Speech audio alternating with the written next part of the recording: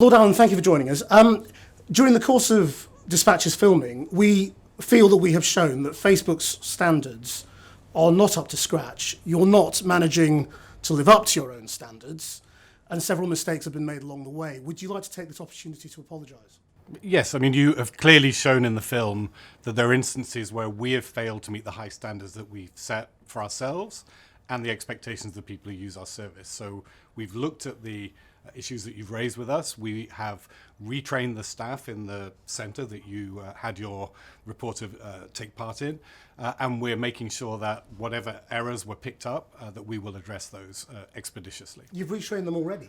We've retrained the trainers, and the trainers are now retraining the staff. But the trainers is a smaller group of people, and they have been retrained now. What did you train them differently since Friday when we gave you the letter? We've been through all of the material that you shared with us. Some of that was wrong, frankly.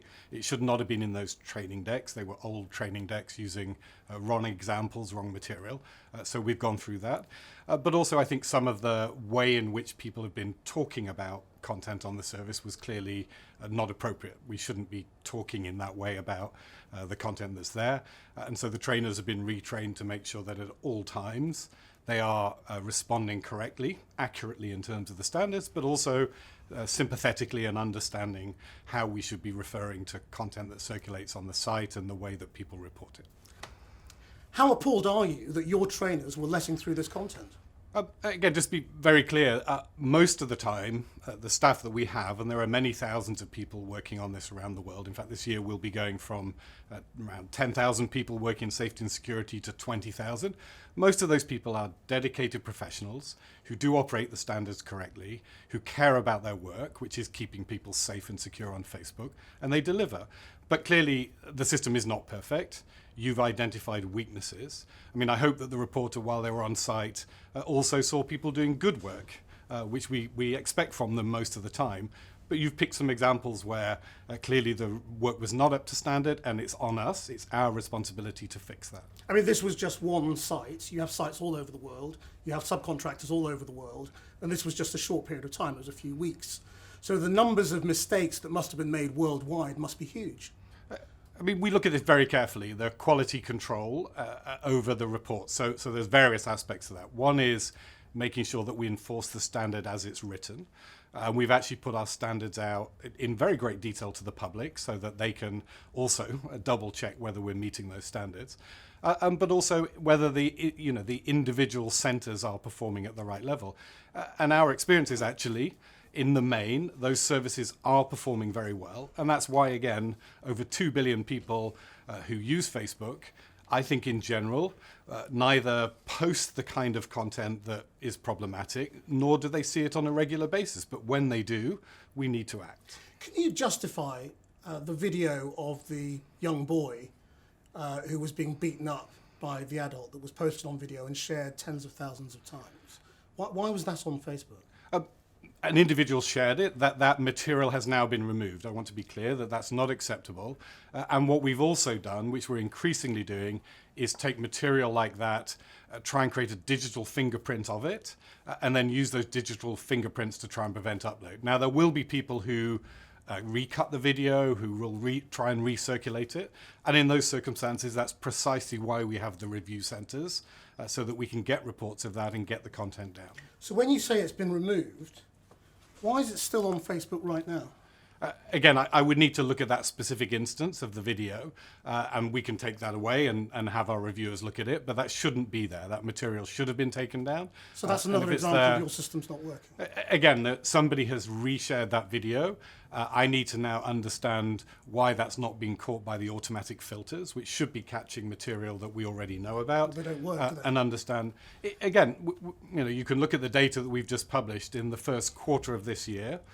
For example, we removed, I think, around 2 million pieces of ISIS and Al-Qaeda content precisely through that digital fingerprinting system where we got a terrorist propaganda video, we identified it, and we prevented the upload. Now, it is not perfect. Artificial intelligence is still developing, but we are confident that over time we can both save people from seeing that kind of content that they shouldn't see, and save our reviewers from having to review it by removing it automatically. But why do you think this kind of content gets marked as disturbing rather than removed automatically by your people. So content will be removed if it breaches our standards. I want to be clear that on the site that you went to, the CPL site, you see part of the total system.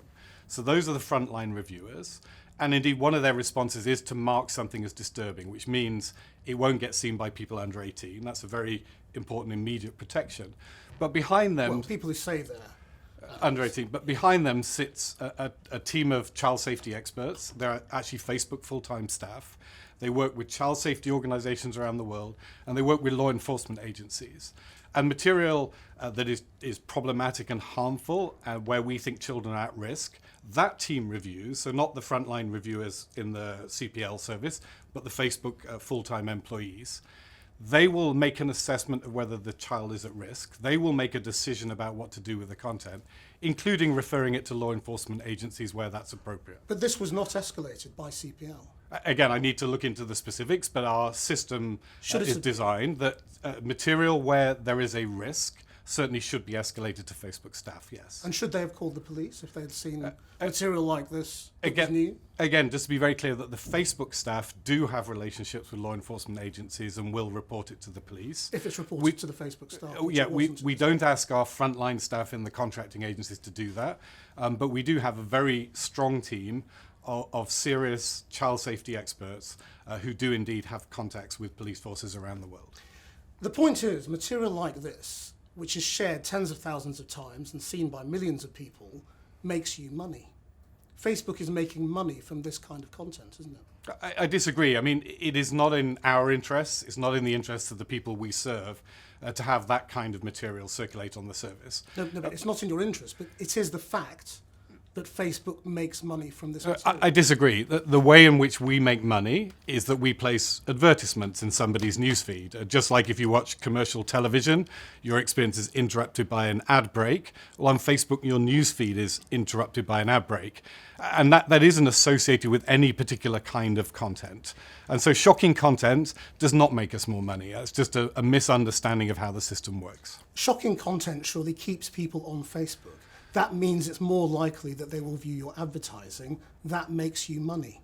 That's why shocking content is good for Facebook. Again, I don't, that's not our experience of the people who use our service around the world. You know, people come to Facebook for a safe, secure experience to share content with their family and friends. The vast majority of those 2 billion people would never dream of sharing content like that to shock and offend people. And the vast majority of people don't want to see it. There is a minority who are prepared to abuse our systems and other internet platforms to share the most offensive kind of material. But I just don't agree that that is the experience that most people want, and that's not the experience we're trying to deliver. You see, one of your earliest investors and a former mentor of Mark Zuckerberg, Roger McNamee, described this kind of dark content as the crack cocaine of Facebook's product. I mean, you hook people on this stuff, you get them highly engaged with it, people share it, in outrage perhaps, but they are still viewing it and sharing it. That means you're making money from the advertising. I want to be clear, this is a small minority of people who are sharing the most offensive and shocking kind of content. And I don't think it's fair to generalize. Well, again, we've published some data on, for example, takedowns of shockingly violent content. You know, and we're talking about millions of pieces of content that were taken down automatically in the first quarter of the year. But that's against a user population of 2 billion. Look, my experience as a Facebook user, I use Facebook every single day. So do my family and friends. We're not seeking out content like that. In fact, we'd be deeply offended if it appears. And I think my experience is much more typical than the experience of the minority who choose to share this content. We have a responsibility to deal with that minority, but I think it's a mistake to characterize the whole platform by the actions of a small group of people who are interested in that kind of shocking content. Yet the culture you've created in your own moderation houses is one in which moderators are saying it's all about making money at the end of the day. If you start censoring too much, then people lose interest in the platform. That's what your moderators are saying. And that doesn't reflect the discussions that I have. I've been at Facebook 9 years. I sit in the discussions with our senior management. They're not. In this case, we've accepted that there were weaknesses in the people that you, in the performance of the people that you identified in your research. Those weaknesses include that kind of comment, which simply does not reflect the culture that we've created as a company. I sit in the senior management meetings where we make the decisions about content. And the issues we're considering are balancing up political expression with the requirement to keep people safe from hate speech, balancing up child safety with other issues. They're not about making money. In the instance of the video of the schoolgirl who was being beaten up and the video was being shown on Facebook, why did you have to leave that video up? Again, people sometimes will share material that does indeed appear shocking and can be quite offensive, but they're sharing it to draw attention to a problem and highlight it. Why do you need to show the video? People have in that case chosen to upload the video. It's not Facebook showing it, it's that an individual has said, look at this instance, I want to share this with you and show you something shocking that happened. And that can have a very positive effect. People can gather around and say, that bullying was awful, let's all stop the bullying. And they've done that by stimulating the interest through the video. Now, I want to be clear again, if the individual themselves says, I want that to come down, it comes down. If the parent or guardian says, I want that to come down, it comes down. If people share it to praise the incident, look at this bullying, it's great, it will come down. But there are some circumstances where something that's shocking has some valuable public function in that people are sharing that in order to prevent the action. Surely not to the child. I mean, if this was your child being shown being beaten up on Facebook, how would you feel? And again, as a parent, what I can do is tell Facebook to take that content down, and we will. And we have taken that content down. But how would you feel made us aware as a of that. parent if you woke up one day and found a video of your daughter being beaten up, being viewed across Facebook? Just to be clear, we've had people on both sides. We've had people say to us, please take that content down. Well, I'm asking you, how would you feel? Again, in my personal preference would be to take the content down, but there are other parents who actually want the content to be shared in order to raise awareness of the awful incident that's happened. But that harm has to been condemn done. the individuals. That harm has been done now, hasn't it? This girl has been humiliated on Facebook because Facebook left the video up. Her family are appalled by it. The harm has been done. And we've taken the video down at their request now. Now, I regret it if the individual feels that we were too slow or too unresponsive. And again, that's one of the things that we need to look at now. The standard we set for ourselves and the standard for the people using the service is that if a parent or guardian sees a video of their child in circumstances that they object to, they do have the right to insist that we take it down, and we do take it down where we're made aware. Why is it up to parents to put an end to the harm you are doing to their child? Why aren't you stopping the harm before it happens? Again, the child themselves, if they tell us that they want the content taken down, we also take it down. Yes, sorry, you're putting the onus on the victim here to complain to you. I'm saying to you, why aren't you taking this material down before it humiliates children? And again, if the content is shared in a way that praises or encourages that violence, it's going to come down. But where people are highlighting an issue and condemning the issue, even if the issue is painful, there are a lot of circumstances where people will say to us, look, Facebook, you should not interfere with my ability to highlight a problem that's occurred. So we're trying to make that balance. These decisions are hard, and there will be people who argue on either side of it. They're very tough decisions. We're trying to strike the balance where when people want to highlight a problem, even using shocking material, we don't stop them from doing that. We don't cover it up. At the same time, protecting individuals who are affected. I mean, again, as people watch these videos, Facebook's making money.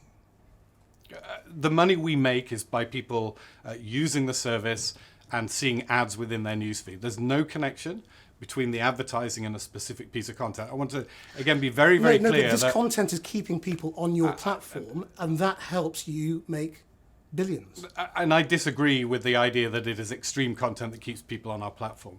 People come to the platform because they want this safe, secure experience where they're sharing with family and friends. I accept that there's a minority of people who will gravitate towards shocking and extreme content, but I just don't accept that that's the mainstream experience of people who use our service. But you're not saying that this is shocking and extreme content. You're saying this may be positive. I'm saying it can be depending on the context. And I want to be clear, these decisions, again, are very hard. There are criticisms on both sides. We spend a lot of time debating this internally. When we have that discussion, what should we do with a bullying video, for example, of a fight between teenagers? The discussion takes place in the context of what's the right child safety outcome? What's the outcome that people expect where they are both trying to highlight a problem and keep the child safe? They're not discussions about money. Isn't the truth that you've been massively under-resourced? You haven't put the money that you should have done into this. Yes, we've accepted that. I just want to be very clear. Since last year, we've accepted that we were not performing at the standard that we expected. Why was that happening? The standard we set ourselves. We're doing something genuinely innovative here. People have not built services of the scale that we've built before. We have a responsibility to make sure that we can keep that service safe and secure. And we announced last year, in fact, Mark Zuckerberg said, to investors, that we are going to take a profit hit as we move from having 10,000 people working in safety and security to 20,000. That's the kind of commitment that we think is necessary in order for us to deliver the service that we want to the standards we've set. When our reporter was at CPL, there was a backlog of several days. Isn't it possible that people reported their belief that someone was about to commit suicide and you didn't get to it in time because you hadn't put the money into this system?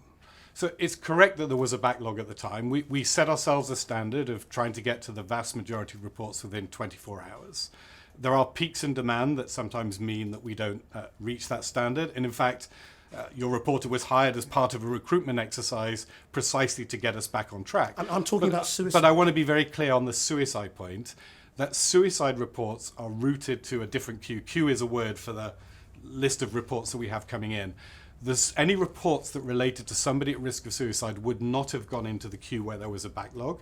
They would have gone into a high priority queue where we were meeting the standards. We've checked since you brought this issue to us, and we are very confident that even in that period where we had a backlog in the normal queue, we did not have a backlog in the suicide queue. And indeed, these two can sometimes relate to each other, that as we put more people onto the high priority tasks, we sometimes slip on the lower priority tasks. The hiring we're doing is trying to make sure we can stay on top of both high priority and low priority. But I don't want anyone to think that we were careless with suicide reports. They were going into a high priority queue and they were being dealt with. So the CPL moderator was wrong? They were wrong in that instance, yes. Right, okay. That's another quite serious failure then, isn't it? Let's talk about shielding. You have had various accounts and individuals who have been shielded. They've had shielded accounts so that when CPL found something wrong with them and wanted to delete a post, they weren't able to. Why does Tommy Robinson get a shielded account, the same as the government or the BBC or high-profile organisations that are respected? So we have a system called Crosscheck, is actually the way we refer to it now. That's how you've renamed it? Yeah, and it's based on, again, just want to reflect, it's based on our experience that, we had instances in the past where a very significant page on Facebook with a very significant following could be taken down by the action of somebody in one of the outsource centres pushing a button. And that was problematic. What was wrong with that? That's problematic in the sense that what we need to do is make sure that decision is correct. And that's the cross-check point, that we want somebody at Facebook also to look at the decision. If the content is indeed violating, it will go. And to give you an example of how that's played out, Britain First, a legal registered British political party, had a page on Facebook. We actually took it down in March of this year because they repeatedly violated our policies on hate speech. So we will take them down, but we didn't want something as significant as that, the taking down of a major, whether we agree with them or not, a major political force within the United Kingdom, to be done by a single individual in a single outsource centre. We think that those kind of decisions do deserve extra review. Because they're very valuable accounts, these, aren't they? They've got hundreds of thousands of followers who view Facebook content. Again, I want to be clear, this is not a discussion about money. This is a discussion about political speech. People are debating very sensitive issues on Facebook, including issues like immigration, very currently, and that political debate can be entirely legitimate. It can also slip over into hate speech. And we are working very hard to try and understand that line and be very clear with people where the line is. If you slip over into hate speech, we will remove your content. But we don't want to be over-censorious of legitimate political debate. And that's the decision we need to make. And I do think having extra reviewers on that when the debate is taking place on the site of a political party absolutely makes sense. And I think people would expect us to be careful and cautious before we take down their political speech. That's why you allow people to say Muslim immigrants get out of Britain, but not Muslim get out of Britain. And again, to be very clear, we're trying to distinguish there between hate speech, which is against a class of people. Do you not think Muslim immigrant get out of Britain is hate speech? Again, this is something that we've looked at in a lot of detail. It's very hard. This is right on that line. Is it hate speech? It's right on that line. We've not defined it as hate speech. If you are, again, you're expressing a view about the government's immigration policy. It's not, well, Muslim immigrant get out of Britain, you're saying that's not hate speech. I think most people would disagree with you. Yeah, I'm saying we're trying to define that line so that where people make an expression of their political views, that it is reasonable, even if I would disagree with it, you might disagree with it, for somebody to express a view that they don't want more immigration, they don't want more immigration from certain parts of the world. They can express that view as a legitimate political view, but they can also slip over into hate speech. And we're trying to divine that line so we permit political speech whilst banning hateful speech directed at individuals. Why do you leave up graphic images of self-harm on Facebook? Again, if it's self-harm, those should come down. If people are promoting self-harm, I would need to look at the context Not for a promoting specific self-harm, image. just images of self-harm, admitting self-harm.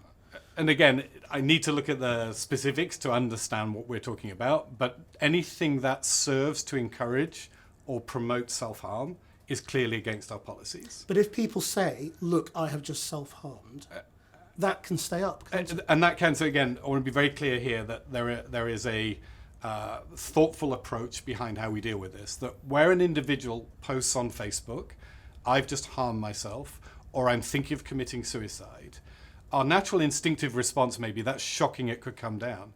But actually, it's in the interests of that person for us to allow the content to be up and be viewed by their family and friends so they can get help. And I worked through this and it seemed very counterintuitive, but as you play it through, there's actually a very strong, valid interest from that person, if they're expressing distress, to be able to express their distress to their family and friends through Facebook, and then get help. And we see that happen every day, that individuals are provided with help by their family and friends because the content stayed up. If we took it down, the family and friends would not know that that individual was at risk. Do you think it's appropriate for children who are on Facebook to see that kind of imagery? And we do have, I want to be clear, for younger people, we do have an ability to mark content that is shocking as only available to over 18s. Yeah, but young people lie about their age on Facebook. There are lots of young kids on Facebook. The point is they've got access to these sorts of images because you leave them up. Where we're leaving that content up, it's for a specific reason.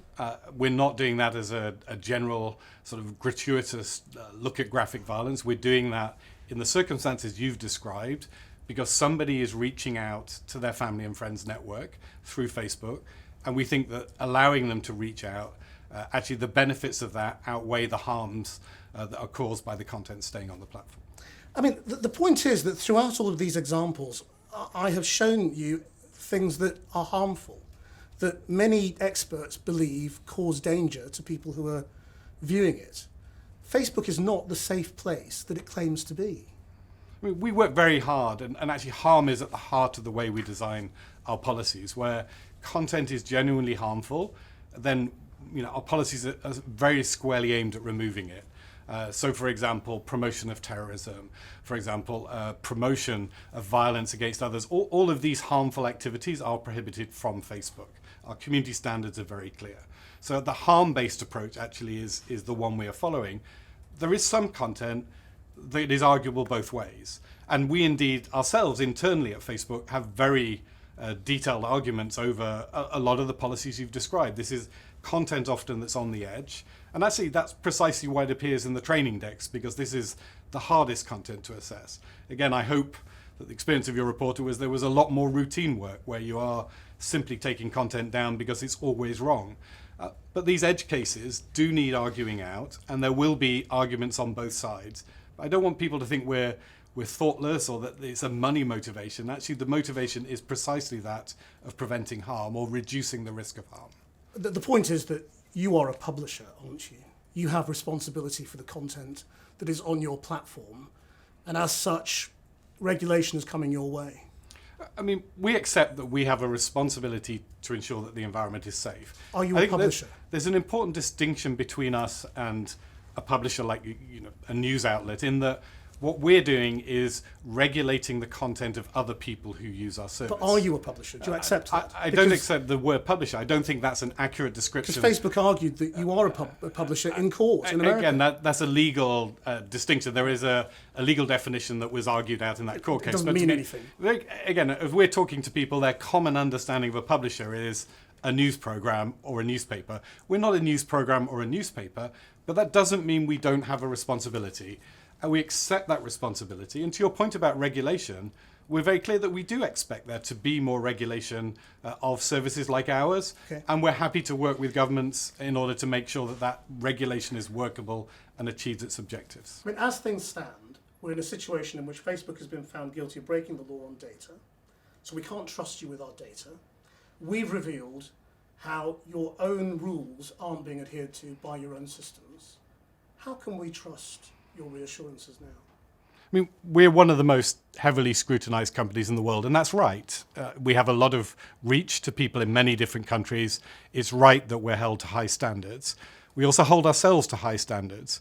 You've identified some areas where we've failed, and I'm here today to apologize for those failings and make it clear that we do recognize that they were weaknesses, that we should not be in this position.